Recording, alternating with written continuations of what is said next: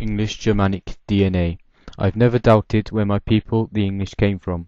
It's in our language, our place names, our surnames, and of course our genetic makeup. However, the British government, worried by a surge in English nationalism after devolutionary powers were passed to Wales, Scotland and Northern Ireland, did some research into the DNA makeup of England. The scientists' research, I use the word lightly, was inconclusive.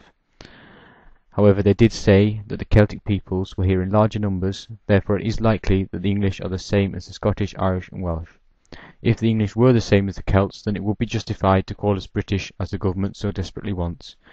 But using the same logic the scientists use, why would the Welsh and Cornish flee to the westerly fringes of the island where they are now if the people in the east were also Celts? You don't flee from your own people. The phony research the government funded came up with no facts or proof, just some scientist's opinion. So independent research was done by the University of Leicester, who took DNA samples from 100 individuals from towns across England, Wales, Cornwall, Friesland, Schleswig-Holstein, Norway, the Basque Country and Ireland. These are the results.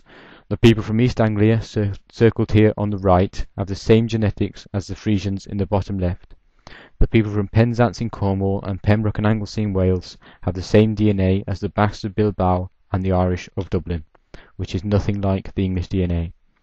The Middle English, circled centrally, are very similar to the Frisians, but closer to the Germans in Angelcynn because the Frisians only tended to settle on the east coast. So do genes affect ethnicity? Well, as you can see from the map here, the English, like the Frisians, are 60 to 65% R1b.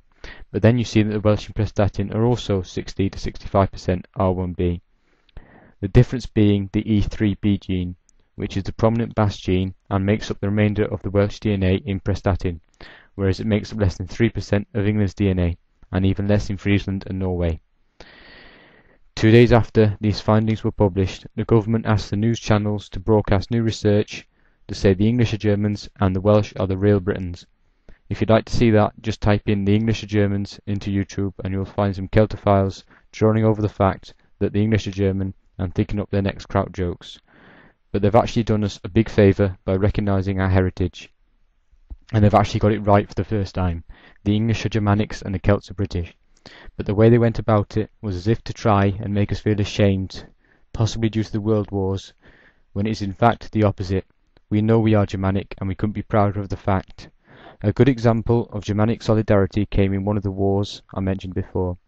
On June the 1st, 1916, the Saxon regiments in the Kaiser's army replaced the Prussian regiment on the front. They were then fighting the Middle Saxon and Kentish rifles.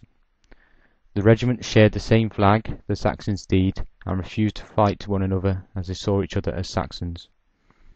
Some people in England have forgotten who their true friends are because of efforts by the British media and government to brainwash us into hating our Germanic kin.